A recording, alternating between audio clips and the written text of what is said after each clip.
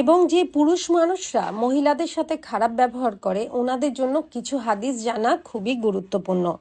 রাসূল সাল্লাল্লাহু আলাইহি সাল্লাম বলেছেন, the best people from among you are those who are best to their wives. অর্থাৎ তোমাদের মধ্যে উত্তম তারাই যারা তাদের বউদের সাথে উত্তম।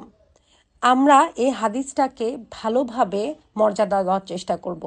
যারা দেখবেন বাসায় যে স্ত্রীদের সাথে অনেক মর্যাদার সাথে ভালোবাসার সাথে ব্যবহার করে তাদের দাম্পত্য জীবনও অনেক সুখের হয়।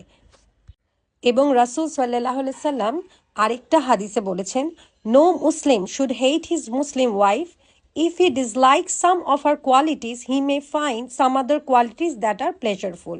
অর্থাৎ উনি নির্দেশ দিয়েছেন উম্মতদের জন্য, পুরুষ মানুষদের জন্য, যে তোমরা তোমাদের ওয়াইফকে ঘৃণা করো না, তোমাদের মুসলিম ওয়াইফদেরকে ঘৃণা করো না। এমন হতে পারে